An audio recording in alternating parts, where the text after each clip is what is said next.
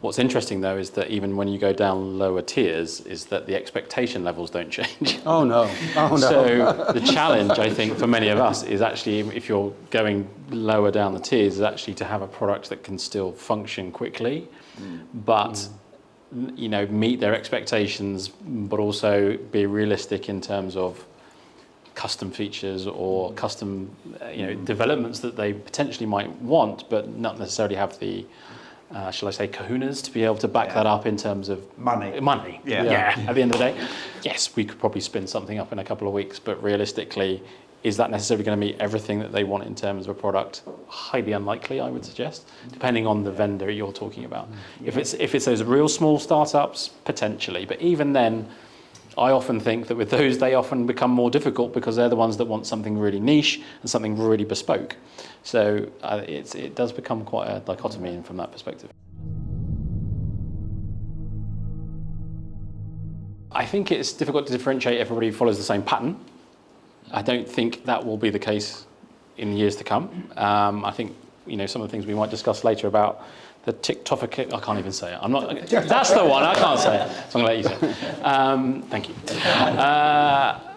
I think it will have to change because otherwise everything starts to look the same, and I think users will start getting very tired of seeing the same interface, the same things, and it gets harder for a user to actually differentiate between different services. So I think from a design perspective, I think there needs to be change in terms of from that perspective.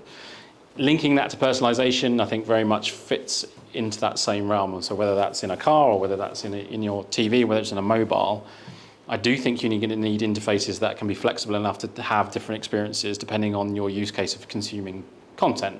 Because I think consuming content on your mobile is completely different from consuming content on your TV or in a car or anything else. So I think for me, it's about the flexibility of the systems to be able to cope with that kind of personalization. And I think that's the challenge because the data and the technology is there, but can you make it commoditized or productized to be flexible enough to meet what you'd probably call hyper-personalization, though I hate that phrase, hyper-personalization, it's disgusting. For me, there's still a lot that can be achieved in personalization that hasn't been achieved. So everybody always goes on about Netflix being the benchmark. But I still don't actually think Netflix is that good from a personalization point of view. I still think they're quite lazy in terms of some of their personalization. Personalization doesn't just stop at an algorithm that sits on TV or sits on your phone. It's about that personalization journey from when you're getting email communications or mobile communications or when you first sign up. It's that whole consumer journey that e-commerce has been doing for years in terms of making personalization work. For me, TV has got so much further to catch up in that space, in being able to actually deliver true personalization. And that, therefore, for me, there's still a long way to go before TV gets there. I see too much of design for the design, just for sake in terms of trying to change something and then looking actually what effect that had. So I've got a number of clients who have made design choices, because we're not in charge of their particular clients in terms of their front end. They've made a design choice to change the UI, and it's had a complete detrimental effect on their whole content discovery. Yet they want us to improve content discovery. So it's like, well, hang on a minute. You're making that harder by making design changes that make that harder, because you've added another click or you've added another step for someone to find something.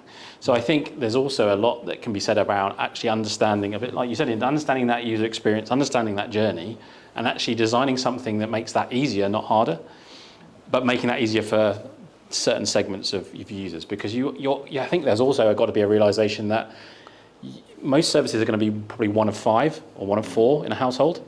They're not going to be the one that they're going to go to straight away. They're probably going to be 4th on the list of searching for stuff. So again, it's that realization, if I'm 4th on the list, they've probably looked at other services and then I've got my opportunity. So you've got to maximize that straight away when they land. And I think that's where the real sort of design comes into understanding how am I going to do that. But again, for me, that's why it's important how you link that journey together. Because if you are 4th on the list, then you've got to make sure you're taking advantage of every touch point you've got with that user to make sure that you're in their face. And if you are the 4th choice, that when they do decide to give you time, that they're going to do something about it and watch your content. My personal opinion on Gen AI is that a lot of it will be around back-end service improvement rather than necessarily front-end delivery.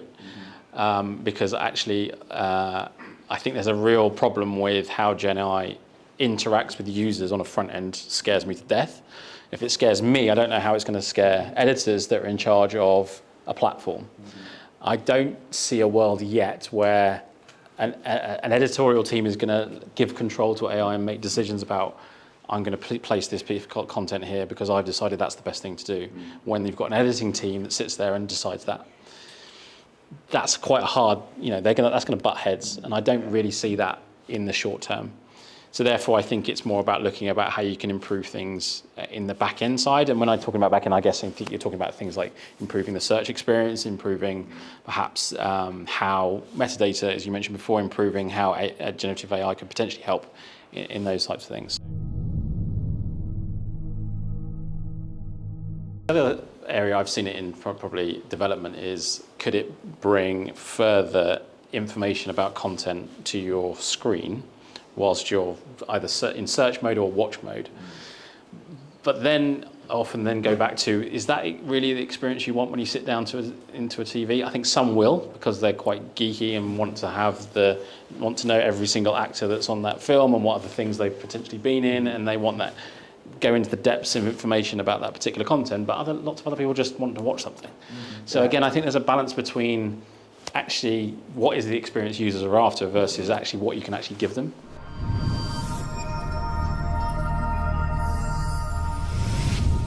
Find out more at 24i.com.